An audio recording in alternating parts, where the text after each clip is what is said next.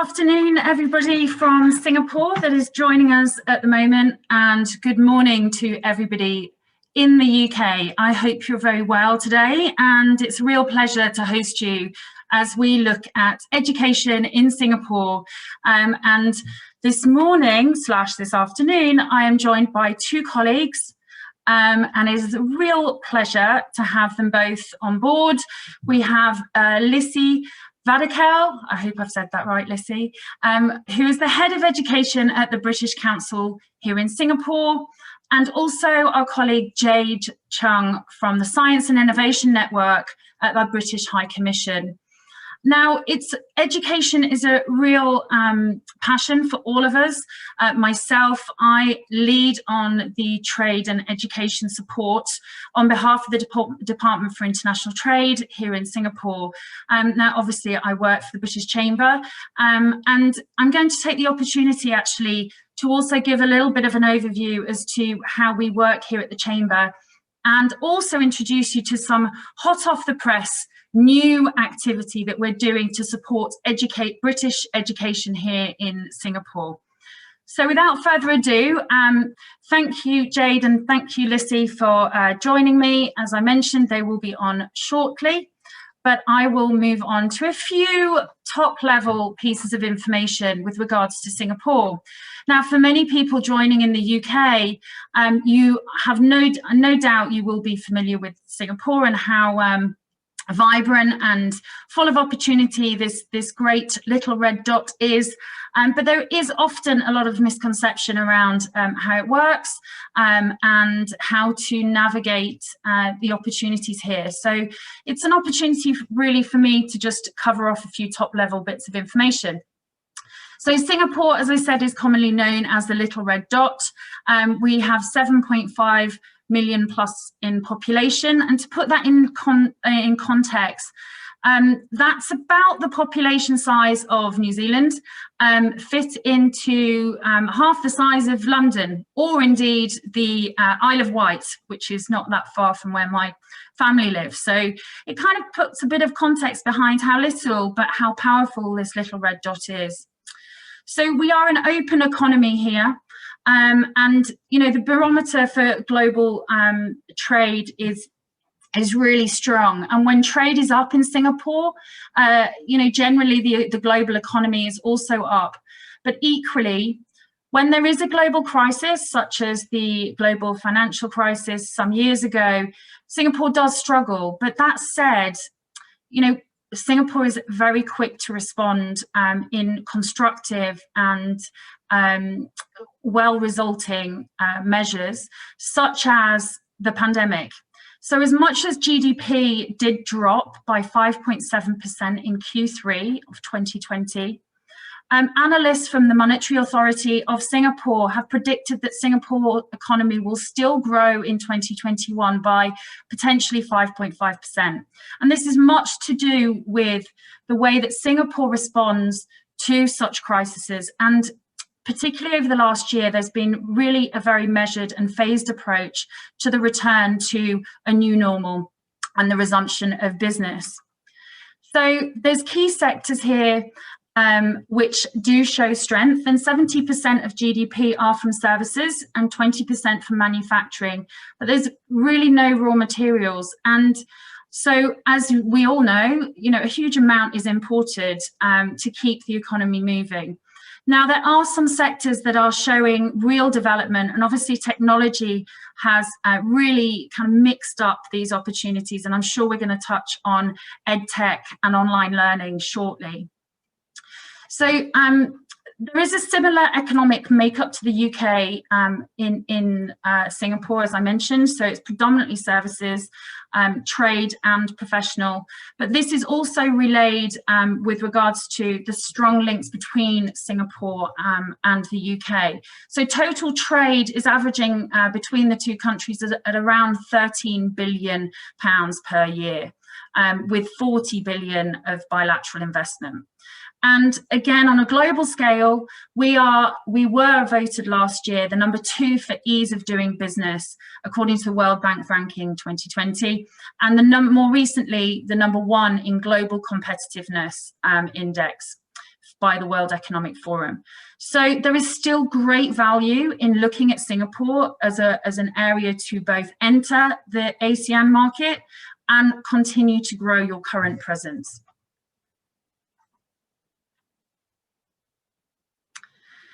Now, the Singapore model, how does Singapore achieve these rankings? Well, it's a mix of policy and market attributes. There is a pro-business policy here, so tax and talent is preferable. That said, there is also some key areas where there is skills shortages, and Singapore government have been particularly vocal and transparent about this over the last 6 months to a year. And so they are really looking to invest in their people to start building out where these, to start reducing the gaps of these skills. There is tightening immigration policy. However, for market entry, it's actually extremely supportive. So as a new entrant, a new company that's looking to set up, perhaps in the education technology space, or online learning, there is value to actually setting up a business here to be able to run, even if you are doing it virtually in the initial stages. And that's certainly something that we could, at the Chamber, support you in investigating. There's also the rule of law here. So there's low corruption and strong IP. I'm sure I wouldn't be doing anyone an injustice to say that that's not necessarily the case in our neighbouring markets. So another really valid reason why many companies will choose Singapore to run their HQ or their major office, to be able to then spread into the region. Now, we're also very well connected. I know this seems like a little bit of a ruse at this moment in time, but investment has been made and committed to double the airport when the time is right and when we're able to do so. And, there's really strong developments going on with other infrastructure links as well. And last but by no means least, we have open markets. So the free flow of goods and capital is really strong and vibrant within the realms of the region. So we've got the free trade area in ASEAN. And obviously, more recently, there has been the announcement of the FTA with the UK as well. So there's certainly, I hope these points really highlight value of coming into Singapore, if that's what you're joining this webinar for. I also wanted to just take a couple of moments to explain what we do here in the Chamber and how we work, because we are here to support both companies that are in country and also those companies that are based in the UK, obviously, as I've mentioned, looking for market entry. So there's two core teams in the Chamber, and these are the trade services team and the membership team. And arguably the trade services team focus on market entry, market support, setting up. And we do this by working with some key partners, both in country, in the UK and across the region. So that's the Department for International Trade. We have a very strong network of British chambers across the region, and also private partners, and obviously members as well. We have 400 odd members, companies here in Singapore, who also have presence across the region and can certainly lend their hand of support to other companies looking to come in. And then what we would usually look to do is also encourage you to establish yourself within the realms of the membership network. So coming into country is just almost one miniature hurdle, so to speak. The next step is really to establish and support your growth. And we do that by nurturing you and supporting your strength here in market, and also working with other partners across the region, as I said, to continue your expansion. So this slide collectively shows the full cycle of business and how we support you. Now, there's a few, drilling down into how we actually are supporting education as a sector. So, as I mentioned at the beginning, we are delivery partners for the Department for International Trade. And so education, where education and trade marry together, that it would be myself that would look after you. And under but also with the support of the Department for International Trade. So there is actually many partners across the region as well who are sector specialists. My colleague Husna is based in Kuala Lumpur, and she runs a lot of the regional initiatives when it comes to UK education. And we also focus on all kind of these 4 key channels of education, so primary early years, secondary pathways, HE, TVET, professional bodies, training and development providers. And there's something that I would also like to just mention in that, you know, this is what's kind of, dare I say, happening on the outside and what can be seen, and with all the activity that we do and the few things that I'll mention shortly.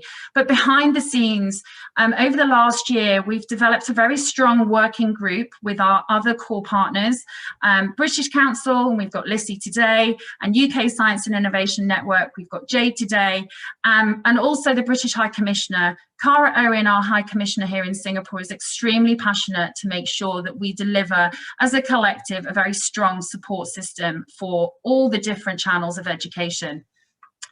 And from the Chamber's perspective, well, how do we do this? I've mentioned market entry support many times. We also do structured business matching activities. We facilitate partnerships and collaborations, and we contact, source and integrate organisations into the Singapore and regional market. And there's a few things as well that I also want to mention, which we will be launching as a chamber very soon, in the next week or so actually. So we are going to be launching an alumni association / ambassador scheme. So this is really marrying together ex-students from the UK who currently reside in Singapore to share their story to future students, to encourage their investment in education back in the UK. In addition to that, we're also launching our education and learning hub. So this is really a platform which will house all the different elements of UK education here in Singapore. So that's everything from sharing research papers, course information, collaborative activity, events, and such forth, and the alumni, obviously, the alumni and ambassador scheme. So sooner or later, hopefully you will receive further information on that. We also support trade activity when it comes to things on the ground. So obviously at the moment it's relatively limited. There's a lot of virtual activity going on. I know Singapore is slowly but surely eking into doing more virtual activity, and we as a chamber will certainly look to do that as well. I mentioned BetAsia. That's obviously one of the major education events that happens here in the region, and I liaise regularly with my colleagues in KL to ensure that we're staying abreast of what the delivery will be. We're delivering podcasts, and we also do an annual International Schools Guide. So collectively, all of this activity really is to try and deliver some wholesome support, both for the different education providers to build out their business, but also give the advice and direction that might be the case and might be needed. Certainly during the COVID period, about a year ago, we were very hands-on in the chamber to provide support to the schools in particular that were having challenges. So we do lobby and we do support, as I say, these issues when it comes to the crunch in a very hands-on manner. So I hope that gives a very, as I say, top-level overview of how BritCham support education, and it's obvious to say, but one of the things being this moment in time, having our webinar. So without further ado, I will pass over to Lissy, who will very kindly go through the areas with the British Council. I'll hand over, Lissy. Thank you, Nicole.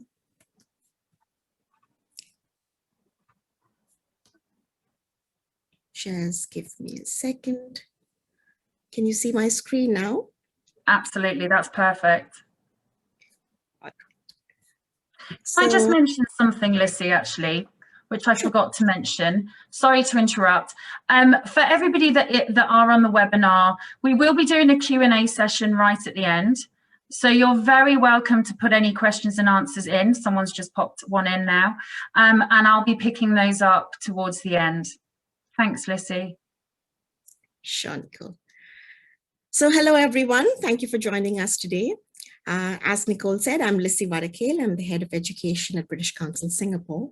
And it's my pleasure to be with you here today and to share with you some insights into the educational landscape of Singapore.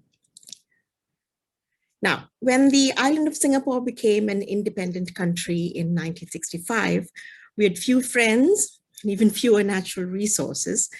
And yet today, Singapore is often referred to as one of the Asian tigers. I know Nicole said little red dot, but we'd like to call ourselves one of the Asian tigers. And we have become one of the world's leading trade and financial centers. So how did this happen? Our first Prime Minister, Lee Kuan Yew, explained the strategy behind Singapore's economic growth, the relentless focus on developing Singapore's only available natural resource, our people. And today, Singapore's education system is considered one of the best in the world. Now, whether we like or dislike these global ranking systems, whatever their merits or flaws, it remains a fact that Singaporean students consistently come up at the top of the leaderboard. And we're just not talking about maths and science and reading. Students are now being assessed on their problem-solving skills, their awareness of global affairs, and soon enough, creative thinking abilities as well. And the inside joke that we share with our neighbors in this region, Hong Kong, Japan, Taiwan, South Korea, and China, is pizza is a piece of cake. But jokes aside, our Ministry of Education explains that the 21st Century Competency Framework, which the MOE adopted in 2010, helped identify the knowledge, skills, and values that our students would need to thrive in an increasingly interconnected world. And these 21 CCs, and yes, we have acronyms for everything. These, together with our core values and socio-emotional competencies, inform the desired outcomes of education, the attributes that we aspire for every Singaporean to possess by the time they complete their formal education. So let's backtrack a little and look at some aspects of the education system in Singapore. Over the next 15 minutes or so, I'll aim to give you a whistle-stop overview of Singapore's education landscape, how the system continues to adapt and evolve so that our learners stay current and relevant, and of course, some of the more recent measures we've implemented in the wake of the COVID-19 pandemic. Let's start with a glance at the educational landscape, which Nicole has briefly outlined for you. So after spending some time in the sandpits and colored chairs and catching every possible bug from one another and learning to share, and I'm talking about our preschools and our kindergartens, students enter into the formal education system. Primary schooling involves 6 years of compulsory education, focusing on building literacy skills and numeracy skills. English is the medium of instruction, of course, the lingua franca in Singapore as well. But the cornerstone of Singapore's educational system is our bilingual policy. So every student studies a second language, we call this mother tongue, choosing from Chinese, Malay, or Tamil, catering to the 3 major ethnicities in Singapore. And this is to enable students to connect with people from different backgrounds in this multicultural environment, while also building the competencies to appreciate their own culture and heritage. And of course, maths and science are the other subjects. So at the end of primary 6, students sit for the PSLE, the primary school leaving examination. And based on their PSLE results, students then join a secondary school and spend 4 to 5 years there studying English, mother tongue, maths, science, humanities, in addition to arts, engaging in co-curricular activities, outdoor education, of course. Currently, the students study at one of 3 levels: the express level, which leads to the GCE O-level examinations, the normal academic level, ending in the GCE NA examinations, and the normal technical level, ending in the GCE NT examinations. Now, this is poised to change very soon. Over the past few years, the Ministry of Education has been implementing something called subject-based banding in secondary schools. And this will allow students to study individual subjects at different levels, G1, G2, G3, G standing for general. This will be fully implemented by 2024. And by 2027, the current GCE examinations will be replaced by a common national examination. This will also be co-certified by Cambridge Assessment and the Singapore Examinations Board, as are the current GCE exams. Now, following the secondary education, I'm sorry, I think I skipped the post-secondary part. Once students have completed secondary school, they get into different pathways for their post-secondary education for the next 2 or 3 years. Junior colleges, where they will end up sitting for the GCE A-level exams or the IB diploma, the International Baccalaureate Diploma. The Institute of Technical Education, the ITE, I did warn you, we like our acronyms, resulting in the National ITE Certificate, NITEC, or a higher NITEC certificate. Or one of the 5 polytechnics where they would complete a 3-year diploma. And then they go on to university for another 3 or 4 years. There are multiple entry paths into the 6 universities in Singapore, the most direct one being from the junior colleges after the students have completed their A-levels or their IB diploma. But polytechnic diploma holders can also continue on to undergraduate degrees at the universities. Now, the 3 institutions I just mentioned, the ITE, the polytechnics, and the 6 autonomous universities, these are collectively called the Institutes of Higher Learning, or another acronym alert, the IHLs. The ITE and the polytechnics, they cater to a very practice-oriented learning experience, strong industry engagement, both in the curriculum design as well as in internships and project-based work. Of the 6 universities, 4 are research intensive and so more academic in nature, while the Singapore Institute of Technology, SIT, and the Singapore University of Social Sciences, SUSS, provide for the more applied degree pathways. And while on the subject of universities, I must highlight the world-class quality of the teaching, learning, and research. I mentioned leaderboards and rankings earlier on. NUS and NTU are right there at the top, not just in Asia, but globally. And I mentioned this specifically because the 6 universities offered around 1,000 extra places last year because of the disruption caused by the coronavirus pandemic, which forced students to put on hold their plans of studying overseas. Now, the universities have agreed that they will continue to offer additional places this year if the current situation does not improve. All right, so that's enough about the educational landscape itself. Let me now move on to some of the key developments in this constantly evolving educational system. I've already mentioned the implementation of subject-based banding and the replacement of the GC exams with a common national examination. But let me move on to something a little bit more current and probably of more interest to you. Singapore Student Learning Space, the SLS. Now, the SLS has been one of the MOE's key initiatives to transform the learning experience of Singaporean students through the purposeful use of technology to enable students to engage in different learning modes, including self-directed learning as well as collaborative learning. And note, the SLS was set up in 2018, pre-COVID, and all learners and educators, right from the primary school level to the junior colleges in Singapore, have access to this one common learning portal. Curriculum-aligned resources and tools are carefully curated and are continually being added to the SLS in line with suggestions and feedback from the teachers and learners to cater to the diverse and evolving learning needs. And for example, some of British Council's English learning resources have also been added to the SLS since it was launched in 2018. The teachers themselves use the portal as a collaborative platform to share best practices. Now, why do I mention this? When COVID-19 struck last year, we went into a nearly 2-month-long circuit breaker period. I'm sure you've heard of this term by now. It's our version of the lockdown. But during this time, students engaged with home-based learning, HBL, and the SLS played a vital role in this. Lessons were conducted using conferencing systems, Zoom, Google Meet, but the asynchronous learning happened through the SLS. So the MOE provided schools with an HBL, a home-based learning guide, sample lesson plans, and the schools and the teachers had the autonomy to decide on the sequencing of topics, the pace of coverage, the pedagogy to be applied based on the learning needs of their students. Parent kits were also released to support parents during the HBL period.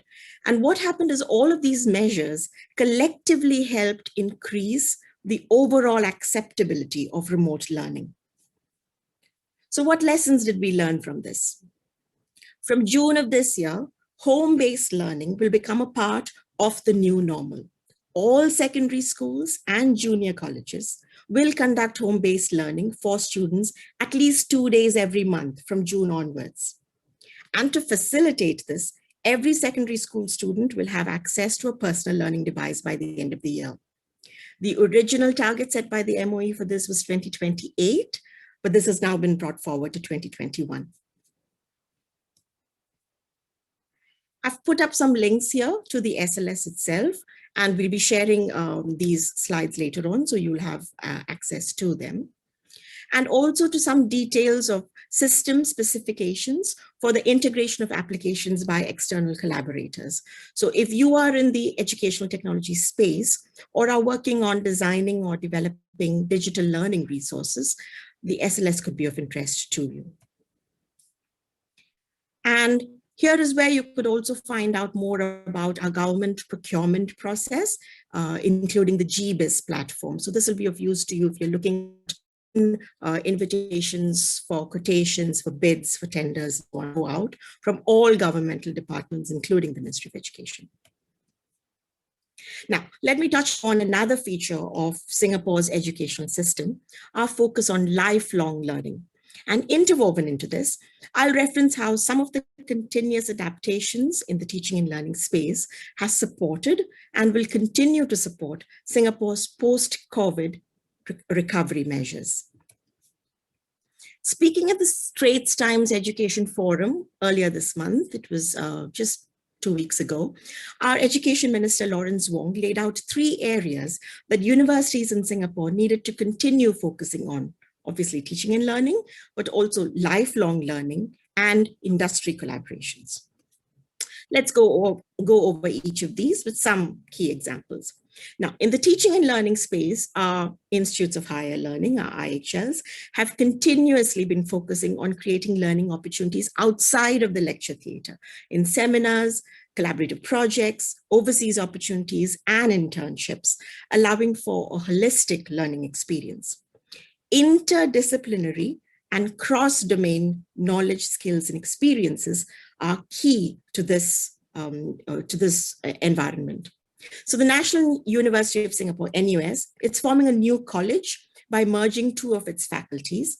This new interdisciplinary college, the College of Humanities and Sciences, aims to equip students with market-relevant skills to thrive in the future economy. And the new college will begin accepting students from August of this year. From August, NUS will also start offering 10 cross-disciplinary degree programs. For example, pairing up economics and data science, computing and project management, engineering and business. These programs aim to leverage the synergies between these complementary disciplines. And the aim of this model is, again, to enable graduates not just to meet market demands, but also to have mastery of a unique set of skills, leaving them better equipped to thrive in a fast and complex world. Now, note that these new degrees are different from degrees in double major programs. As NUS explains, students taking up double degrees acquire in-depth knowledge in 2 distinct disciplines. But the cross-disciplinary approach breaks down the boundaries of 2 disciplines and focuses on the integration of these disciplines. Similarly, students enrolling in Nanyang Technological University, NTU, this year, can also apply for a new degree in economics and data sciences. And this is one of 13 new offerings from the university to expand students' options for interdisciplinary study. The polytechnics are also on board. Singapore Polytechnic has replaced 8 diploma programs with a single diploma in media, arts, and design with 8 specializations. So what will happen is the students will take foundation modules in the first semester, as well as taster modules to have an experience of what those 8 specialization tracks are. They'll then choose a specialization of their study program. So career options for these graduates could include jobs as animators, as designers, games developers, motion graphics, artists, music producers. Will start from April 2021, just in a few months' time. Nanyang Polytechnic is introducing a new teaching approach, which is called the NYP Professional Competency Model. It's going to start with a diploma in Business Intelligence and Analytics in April, and another diploma in Game Development and Technology will follow suit in 2022. So what happens with this professional competency model? Now, instead of breaking a course into modules such as mathematics and communication studies and software engineering, students will work on multidisciplinary projects right from the get-go, from the first year itself, mirroring what happens in the workplace. For example, in a data visualization unit, students will work on a project to present a data story and be taught communication skills, statistics, data wrangling, and how to use IT tools and languages all at the same time. So a communications lecturer would be working with an IT lecturer to deliver the class. And 4 technology industry leaders, Google Cloud, Microsoft, Oracle Academy, and SAS Institute, have contributed to the course content and would also be involved in teaching some parts of the course.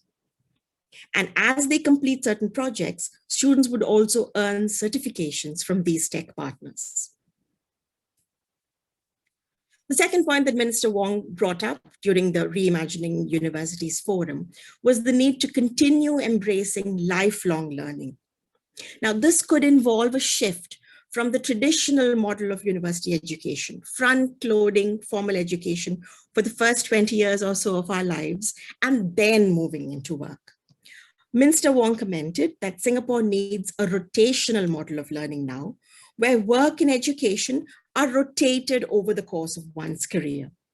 This then means that universities would need to cater to multiple entry points along the age spectrum and along the skills spectrum, very similar to the accredited prior learning, APL, the accredited prior experiential learning, APEL, that we are aware of at our universities in the UK. Universities will also start to offer part-time degree courses for working adults and modular offerings that could be stacked together towards a qualification later on. Now, as a response to the pandemics, the IHLs have rolled out several short courses, 3 months to 6 months duration, to boost graduate employability. Courses which could result in advanced diplomas, post-diplomas, or postgraduate certificates. The ITE is offering about 250 such courses, while the 5 polytechnics and the 6 universities are offering about 100 courses each. Let me also mention about the SG United Jobs and Skills Package. This was created last year to offer over 100,000 new upskilling and reskilling opportunities for both fresh graduates as well as mid-career employees. These include attachment programs during which participants would receive a monthly stipend, 80% of which would be covered by the government and the remaining 20% by the participating companies. These traineeship schemes have now been extended up to the end of March next year in the budget which was announced earlier this week.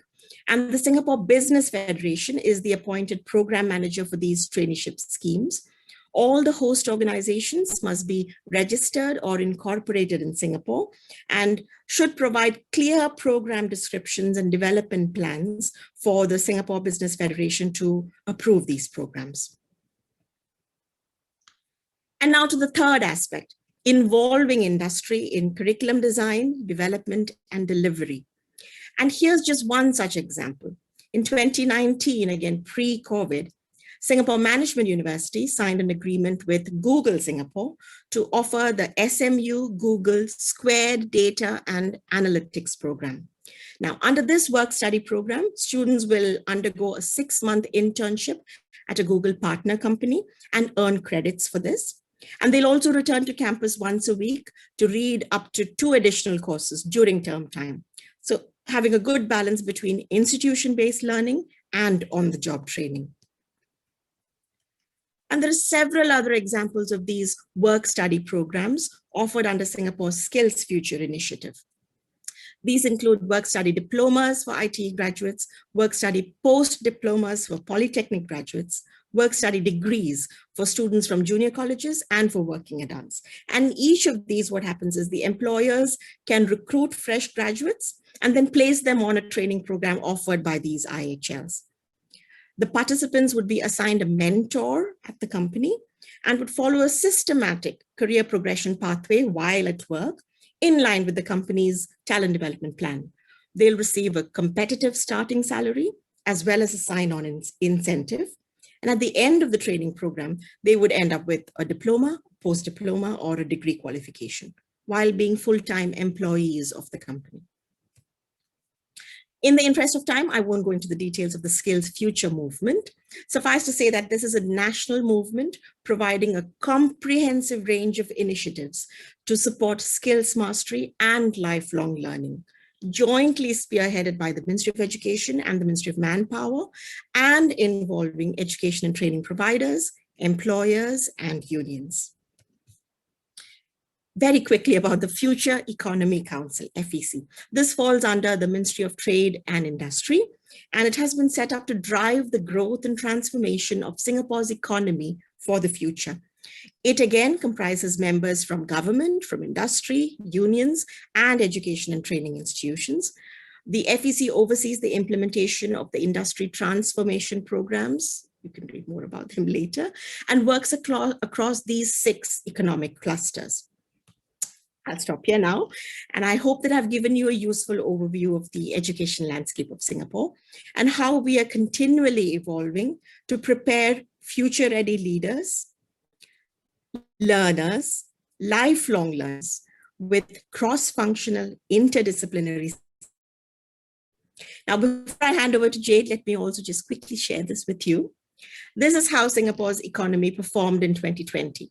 While most of the sectors declined amid the pandemic, we did have some bright spots: manufacturing, finance and insurance, and the infocom industries. And according to the Ministry of Trade and Industry, these sectors are expected to continue seeing steady growth this year. It then stands to reason that future jobs and growth opportunities are going to be in these sectors and in other key sectors. And our educational provisions will continue to focus on preparing Singaporeans for careers in these fields. I think I've given you a lot to chew on. Let me just leave you with these links to other plans and initiatives which are on the horizon. Thank you. And now over to Dr. Jade Chung.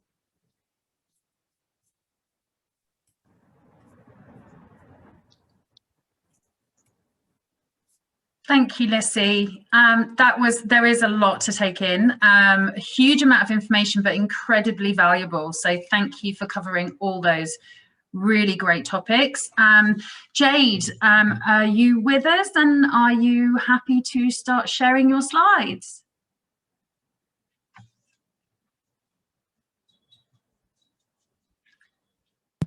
Hi, Nicole. Can you see my slides? We can indeed. You're not on presentation view, but yes, there you go. Perfect. Great. Thanks for that. Hi, everyone.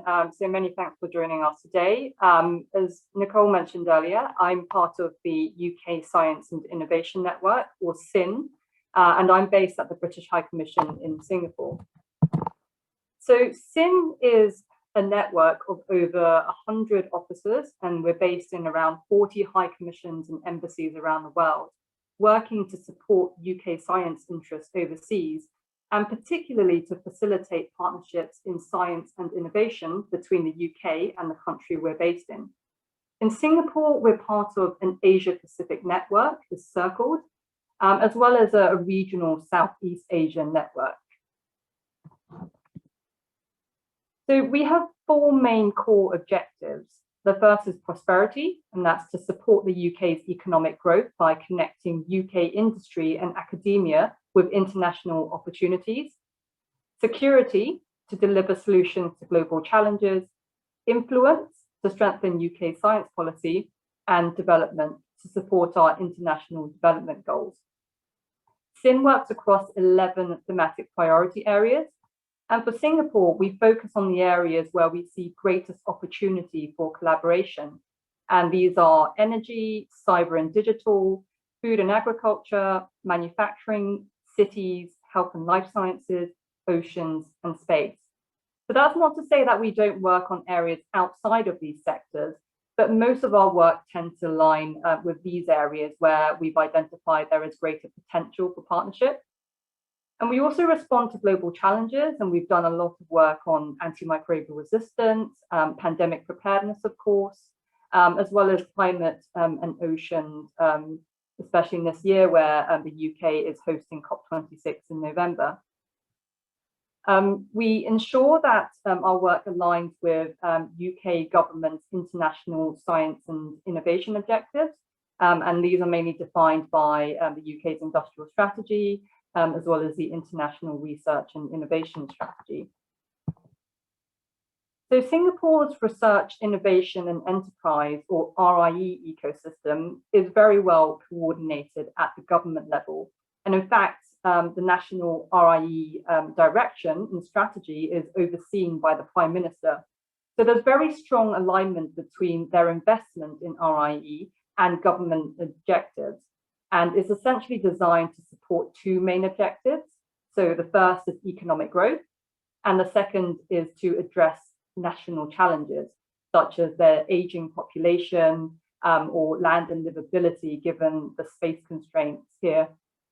The latest RIE strategy, the RIE 2025 plan, was announced in December 2020, and it commits 25 billion Singapore dollars, which is equivalent to about 14 billion pounds for RIE from 2021 to 2025. So these are 5-year plans. And RIE 2025 aims to support mission-oriented research, core research capabilities, innovation and enterprise, talent development, as well as emerging opportunities.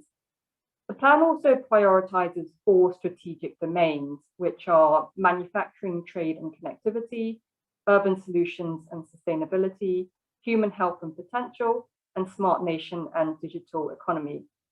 So in terms of opportunities, Singapore is really looking for international organizations and partners that can help to support their objective of driving economic growth across these 4 priority sectors. So in terms of our bilateral partnership, we have a government-to-government innovation and research partnership. This was agreed by our prime ministers in 2014. And as part of this, we launched a regular strategic dialogue in science and innovation in 2017. So this is led by the UK's Department for Business, Energy and Industrial Strategy, BEIS, and Singapore's National Research Foundation, NRF. NRF sits under the Prime Minister's office and helps to deliver the RIE plan. So at the strategic dialogue, we work jointly to agree on mutually beneficial areas for collaboration. And that's towards joint research programs, which enable UK researchers to work with Singapore researchers on joint research projects, and innovation programs, which enable UK companies to work with Singapore companies on joint R&D projects. And usually universities can be part of these projects as well. And we also work on wider types of partnerships, such as national centre-to-centre partnerships. So this slide highlights some of our key collaborations to date. And just to point out that these programs are competitive funding programs. They're delivered on the UK side by UK Research and Innovation, or UKRI, as well as the relevant research council. So they're typically open to all UK-based organisations to bid into jointly with Singapore partners. And also to note that we have a number of existing centre-to-centre partnerships and which involve academic industry consortiums. So there's also the opportunity for UK organisations to leverage on these existing partnerships to support their objectives in Singapore. So what I mentioned forms the core of our work, but a large part of what we do is in creating opportunities to strengthen UK-Singapore links in science and innovation. And our team has a lot of knowledge and expertise on Singapore's RIE ecosystem. We're always happy to have a chat and advise UK organisations on what the opportunities are in Singapore, what the relevant partner organisations are to help you inform your engagement strategy. We also run expert missions, workshops and seminars, sometimes in partnership with UK and Singapore organisations. And usually these are focused on our thematic priority areas. We also support visit delegations. For example, we often support visits by universities, sometimes even sitting in on their meetings with Singapore stakeholders as well. So our webpage on gov.uk provides a lot more detail on our work and some of our key collaborations. Another way that we can support universities is through the UK Universities in Singapore network. So this is a network launched by the High Commission in 2019 in partnership with BAYS, British Council, Universities UK International, and supported by BritCham. And this is open to all UK universities. We currently have a network of around 25 UK universities, and the aim is to for us to support these universities in developing partnerships with Singapore, sharing opportunities with them, and also to better coordinate the UK universities' offer to Singapore partners in science and innovation. We also work closely to support Innovate UK's global objectives and their global programs. And these are designed to help UK companies internationalize and explore the Singapore market through research and innovation collaboration. So one program I'd like to highlight is the Global Business Innovation Program. We've run these for the last few years where we send a delegation of UK companies over to participate in a big conference here called the Singapore Week of Innovation and Technology. And this usually takes place in November and is another opportunity for UK organisations to engage and explore the market. So do subscribe to UKRI, Innovate UK and other research councils mailing lists. They normally use these channels to promote the opportunities as and when they come. So that's all from me. My contact details are on the slide. Please feel free to reach out. We're always really happy to have a chat, understand how we might be able to support your objectives in Singapore. So thanks a lot. Back to you, Nicole. Thank you, Jade. Thanks so much. I have to say every day is a school day because there's some things you said there that I wasn't even aware of. So that's brilliant. Thank you. And I think what I'm getting, what I've taken from both Lissy and Jade is some really key messages, which is number one, you know, as a collective, we're very hands-on. It is a moving feast. The landscape out there is exciting. There's a lot of new initiatives coming through and initiatives that are laying some really strong grounds for the future. But absolutely, you know, please do reach out to us and get some up-to-date hands-on support. And that's one of the purposes of doing such a webinar like today. So we have had a question through, which is from, anonymous attendee. And I think we've touched on elements of this. So are universities in Singapore running double award schemes with UK universities, specifically in Agritech? Now, the Agritech's an interesting one, actually, because separately, I'm just about to launch the first Agritech accelerator for new startups. So Agritech certainly is a massive buzzword here in Singapore. Ladies, do you have any thoughts with regards to that question?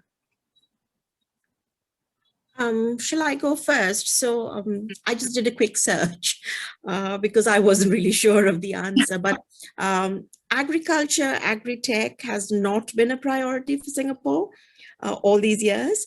And so there, if I'm not mistaken, there isn't a degree program in any of the 6 universities which is purely around agriculture. Of course, there's food technology, but not so much around agri-tech. Republic Polytechnic has started offering a diploma program around urban agricultural technologies. But this is a sector that Singapore is getting into. And one of the links that I had put up in my presentation was this 30 by 2030 initiative that Singapore has gotten onto, which means we want to make ourselves a little bit more self-reliant as far as our food supply is concerned, so that at least 30% of the food that we would be consuming in Singapore would be produced in Singapore by 2030. So that's the 30 by 2030 principle. And that's where this industry of agricultural technology is going to be one of those sectors which is going to get a lot of attention and a lot of investment. Absolutely. And also what Singapore does very cleverly is weaves together multiple initiatives. So the vertical farming initiatives, which is looking, is seeing a lot of kind of investment and initiatives being driven forward. That's interwoven into the smart cities initiatives. And, so there is a lot of collaboration and cohesion between these commitments that they're making. Jade, do you have anything to add with regards to the science and innovation side of things, perhaps? Yeah, I think there are opportunities coming up in the universities. Like Lissy said, most of the activity is really at the polytechnic level, but the universities recognize that now that the 30 by 30 initiative has been launched, there will be a significant amount of funding being diverted into agritech and food tech R&D. And so they will be looking at how they might be able to partner with international organizations to develop these kind of courses. I think there's also an opportunity around joint PhDs as well. So ASAR, for example, is their national research agency that is specifically focusing on food tech. But I think there's also opportunity to work with individual universities to develop joint agritech programs as well. Excellent, thank you. That's really helpful. We've had another question from Michelle Chivunga. Michelle, I think we've met several times actually in Singapore. I think you used to work for Surrey Business School, I have a feeling. But the question is, we're a UK fintech blockchain female-led company looking to expand in Singapore. Can we support to connect with the ecosystem? Absolutely. Fintech, blockchain, and actually you mentioned we are a female only panel today. So you mentioned a very strong message as well. Singapore really is stepping up when it comes to advocating diversity in the workplace. So for sure, there's IoT Tribe is a recent startup organization that is really spearheading the females in fintech and blockchain, and also connecting very strongly with education as well to ensure that future leaders are also looking to these industries to build up their expertise and then build out business. So please do, absolutely reach out. Be happy to support you. You also heard about Singapore Tech Talent Initiative. Are we eligible? I think perhaps, Lissy, are you aware of the Tech Talent Initiative? No, I'm afraid not, Nicole. No, I've heard a little bit about it, and it is dependent on certain aspects actually of what you're looking to apply for and looking to get support with. So I would suggest that certain things like that are a case-by-case basis. So by all means, please do reach out to me and we'd be happy to help you. I popped my email address earlier actually. So for those that are on the call that would like to get in touch, please do. And I'd be happy to pass on Lissy and Jade's details as well. Now, I have a question to, sorry, Lissy, did you? No, I just want to say that I've just included some links for Agritech, the Agritech industry in the chat. That's fabulous, thank you. Really helpful. I'm gonna, because I'm very conscious of time, I'm actually going to ask the ladies a bit of a broad question, broad brush, but I would, in your experience, I'd be keen to understand, what is your golden nugget of advice when it comes to institutions looking to start to collaborate with universities, when you're looking at educational organizations that are looking to set up? In your experience, I'll start with Lissy, in your experience of this, is there things that you've seen and observed in the past that you feel others could learn from? I think my first advice would be to do due diligence, very much so. There's a lot of information. That's one thing about Singapore, very transparent. A lot of information is available. Universities which have been looking at transnational education, setting up partnerships with education institutions here in Singapore, whether in the public sector or in the private sector. There are regulations. Nicole, you mentioned that it is a tightly regulated market. The quality of education is going to be premier as far as the government is concerned, and so there will be a lot of documentation, a lot of systems, processes, policies that need to be followed when that kind of a collaboration is going to start up. So what I would advise education institutions who are looking at partnering with education institutions in Singapore is do a lot of research on the partner that you're working with, on the policies, a lot of market survey. Do you have a market here in Singapore as well? Cost of education, and we'll definitely be able to help you with that. The British Council and our colleagues at the Chamber of Commerce, as well as the High Commission, will definitely be able to help you with support and advice that you would need in getting that sort of information about the market itself. Yeah, very, very good points. Absolutely. And I would advocate every single one of those. Jade, do you yourself have any golden nuggets? I mean, you're liaising with the universities very often, so any thoughts? Yeah, I mean, I would echo Lissy's comments. Do your research well. The thing is, Singapore is a very small market, which means that it's very easy to navigate.